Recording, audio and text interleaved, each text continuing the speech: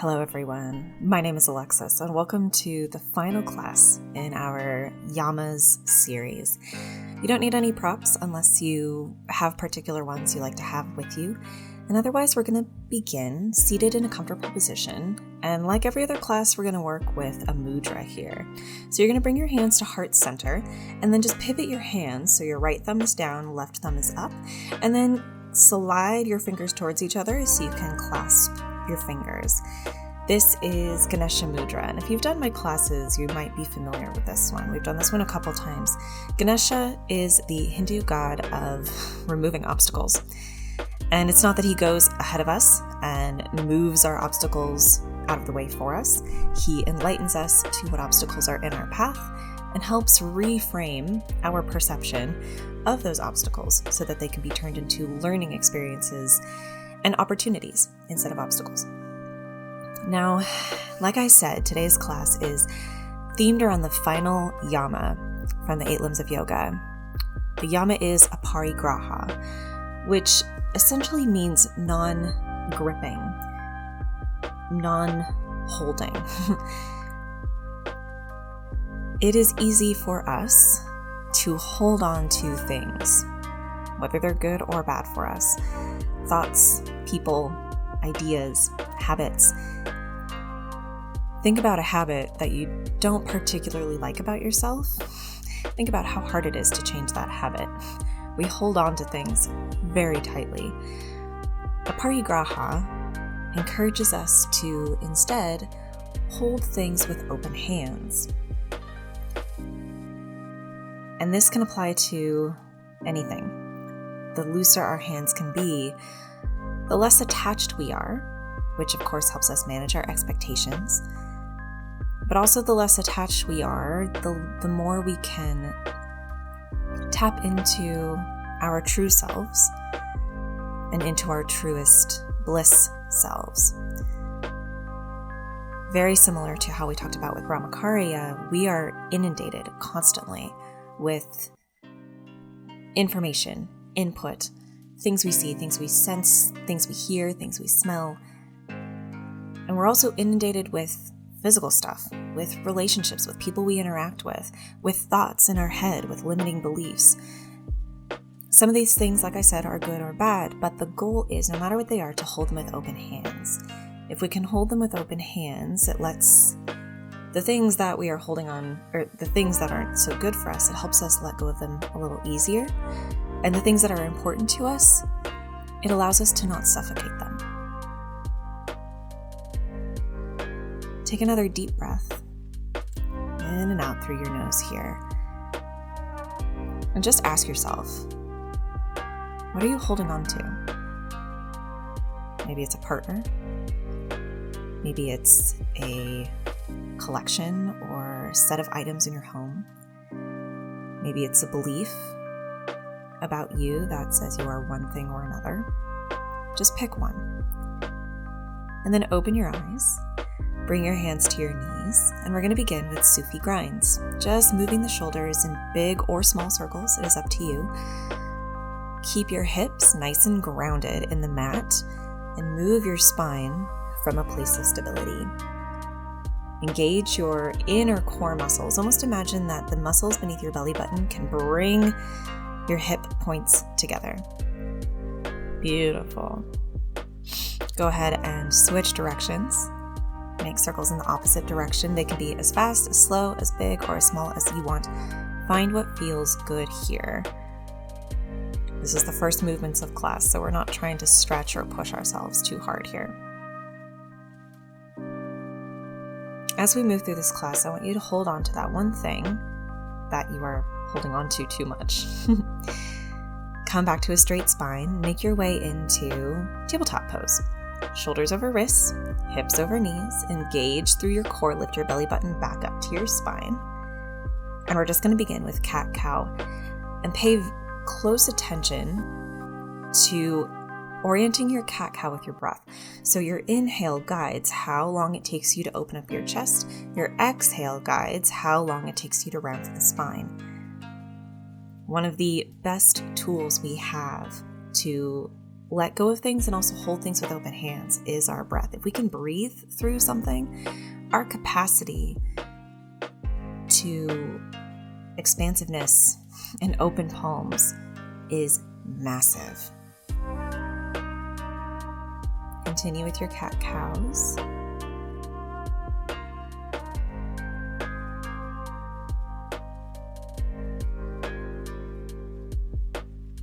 And come to sit on your heels. We're going to come into a toe stretch. So curl the toes underneath your feet and sit back on your heels. If that's a little too intense, you can lean forward onto your hands.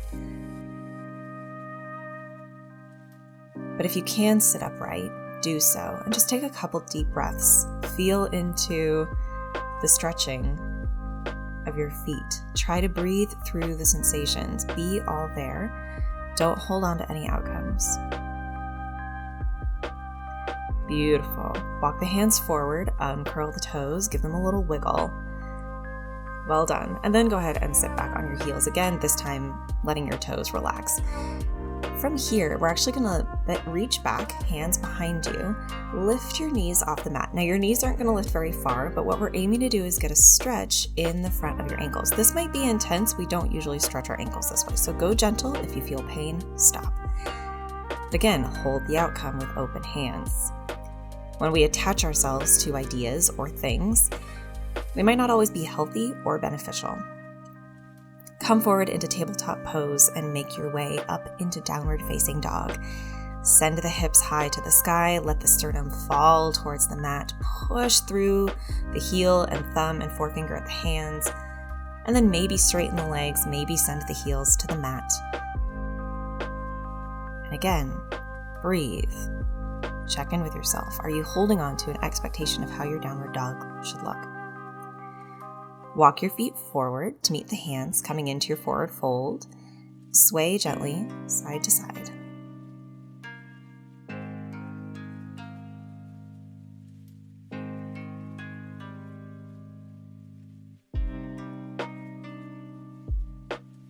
Roll yourself up to standing and bring your hands to your heart.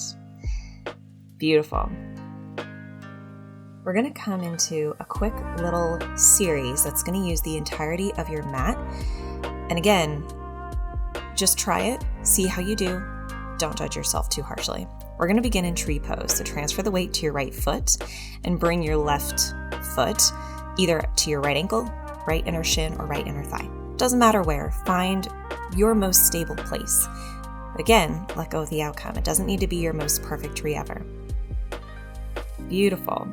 From tree pose, we're going to be moving into some balancing poses, first of which is Warrior 3. If you need a wall, a back of a couch, blocks to help you balance, do so. I'm definitely using the wall next to me here for a little bit of assistance. This doesn't need to be your most perfect Warrior 3. Let your left leg lower down and land yourself in high lunge. Make sure that right knee is directly over the right ankle. Inhale the arms up nice and tall, broaden across the chest. Press your feet into the mat. Feel stability. If you're a little wobbly, that's totally okay. Bring that right hand behind you, reaching towards the left thigh, and just come into a very gentle twisted back bend here, reaching the left arm up and over behind you. Bend into your knees, checking in, and then inhale both arms back up to center. Bend into the left knee, spring yourself up onto your right foot, and inhale the left knee up into Dancing Shiva pose. Arms come into cactus, flex the left foot, balance, and then let everything go, give everything a shake. Well done. The outcome here was to just try. That was the ideal outcome. And same thing on the other side. So we're going to switch the weight into the left foot and come into tree, lifting the right foot wherever it needs to go today, whether that's your ankle, your inner shin, or your inner thigh. Hands can be wherever is comfortable.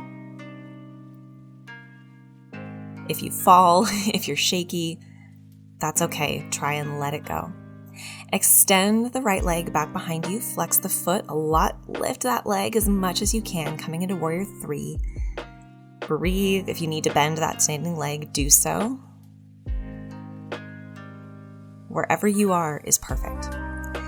Let that right leg come back to the mat, land in your high lunge position, press the feet into the mat, anchor that left knee over the left ankle, inhale the arms up overhead, and double check with your core. Engage through your belly button and imagine that you're wearing a corset around your ribs that's pulling your lower ribs together. This will help stabilize you. And then bring that left hand behind you towards the right thigh, reach the right arm up and over. Very gentle, twisted, reversed warrior. What we're practicing here is moving through challenging poses with open hands, not being attached to an outcome or perfection. Beautiful. Bend into that right knee, spring yourself up onto the left foot, coming into dancing Shiva pose, arms out in cactus, and right knee lifted up. So you're forming a nice 90-degree angle from your hip to your knee to your ankle. And again, if you fall out, that's okay. Let everything go, give everything a shake, and we're going to come back into that same mudra again, the Ganesha mudra. So right thumb is down, left thumb is up, and you're clasping your hands in front of you.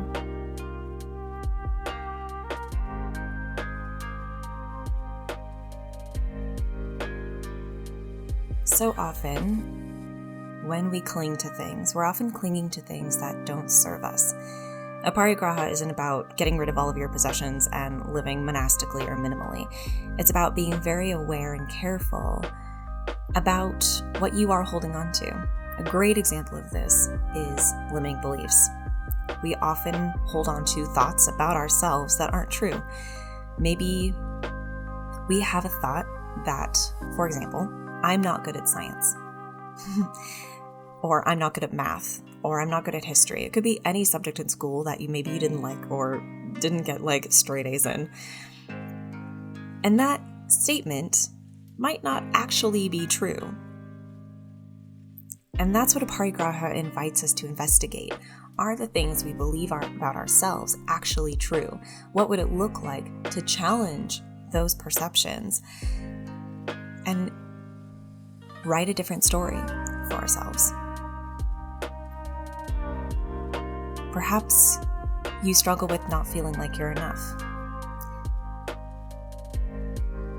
It might help to look at your life, look at the people in your life, and really hear them when they say that you are important to them, because that is them saying that you are enough.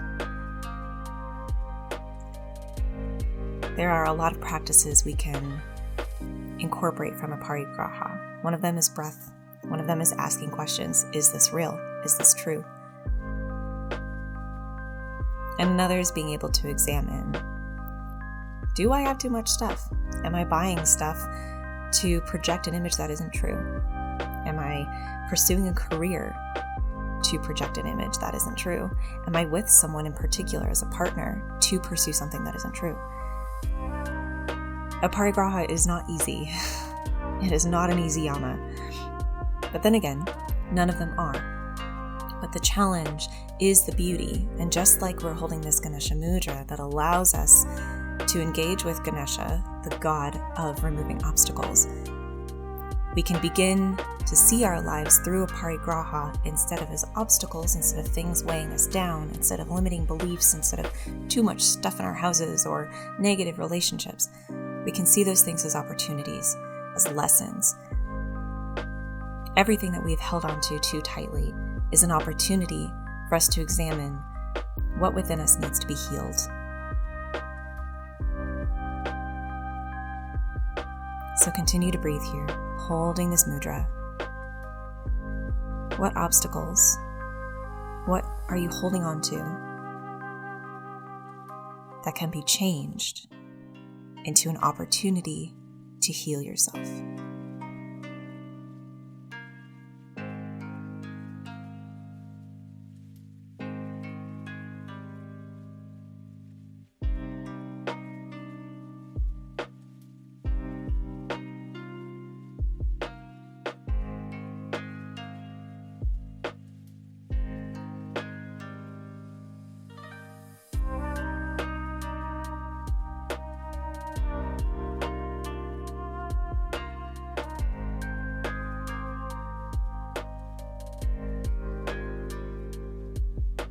Go ahead and open your eyes. Keep the mudra. And from here, we're going to come into another challenging balancing pose. You're going to bring your feet together so they're touching, lift up onto your toes, and from here, bend the knees and try to lower yourself down all the way into one straight line with as much control as you can until you come to balance on your toes. Keep the mudra if you can, but if you need to use a block or a wall or something to help you balance, do so. And then if you can, while still holding the mudra, twist to the left, angling that left elbow towards the mat. And again, you might need a block, you might need to reach for the floor to help you balance, and that's okay. And then twist over to the right. Twists, of course, help wring out what we don't need to hold on to anymore. Come back to center, and then let yourself just fall back onto your bum. Well done. Let the feet go long, wiggle the knees, inhale up nice and tall, broaden across the collarbones, and then exhale, hinge at the hips and fold forward.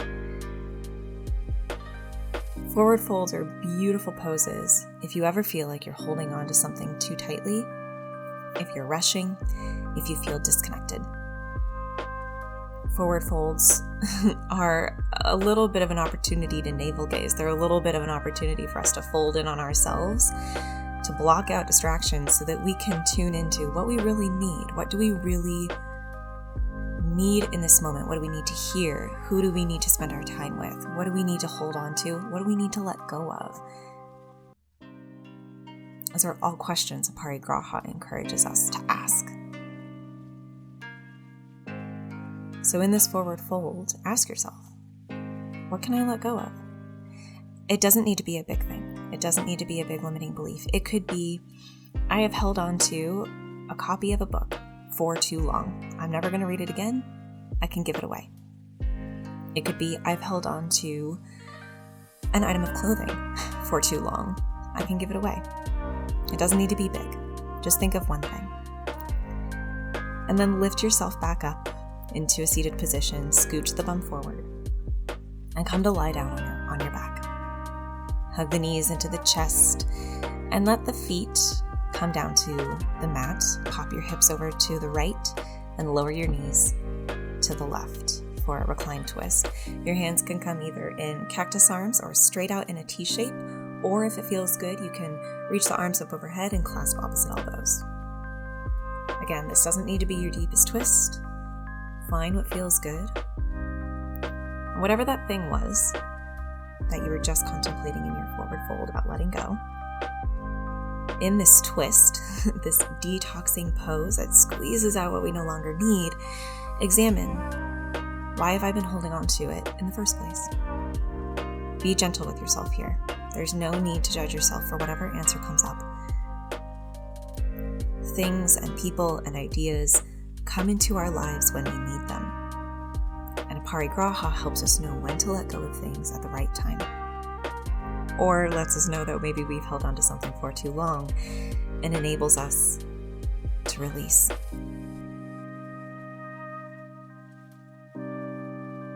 Why have you been holding on to whatever it is you've been holding on to? Even if it's an item of clothing, even if it's a book, maybe a gift from someone that you don't particularly like but you feel obligated, examine maybe why you feel obligated.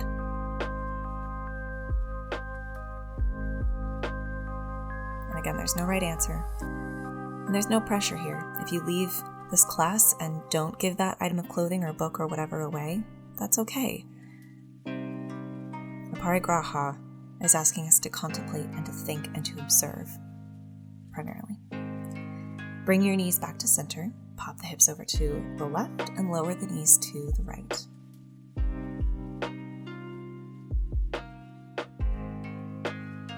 As you are lying here in your twist, with every exhale out, I want you to imagine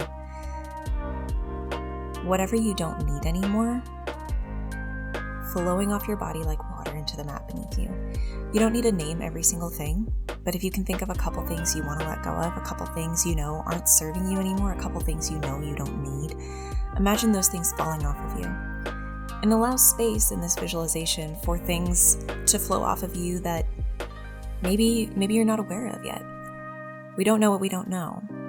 and we don't know what we need to let go of all the time. So just as you breathe, imagine yourself letting go of the things you know you need to let go of and the things you don't yet know you need to let go of.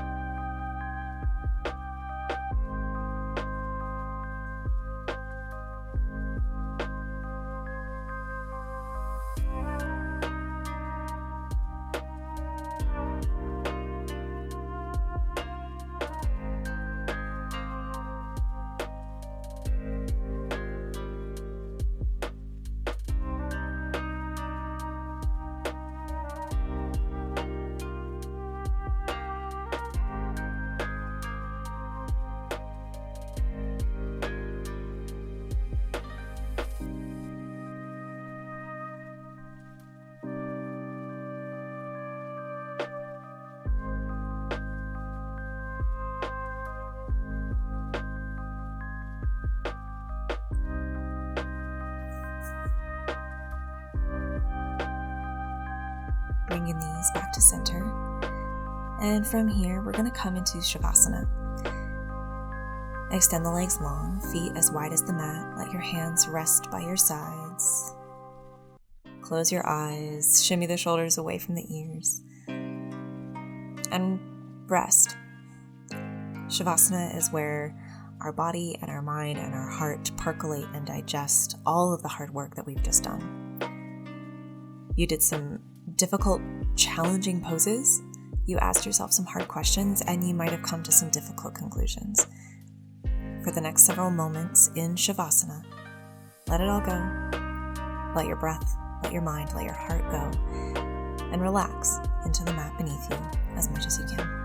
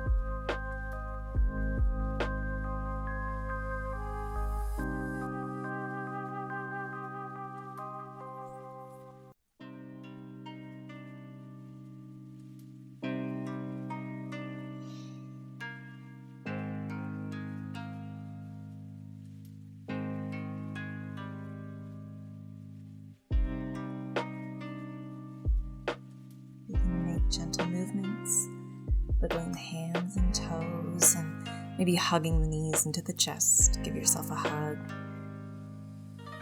And then gently make yourself up to a comfortable seated position. We're going to finish with a short mantra meditation. Again, incorporating everything we worked through today. Bring yourself to a comfortable seat, keeping the eyes closed. You can come back into that Ganesha Mudra, clasping the fingers, right thumb down, left thumb up, or you can just rest your hands in your lap. It is up to you. For the next couple minutes, repeat this mantra in your mind.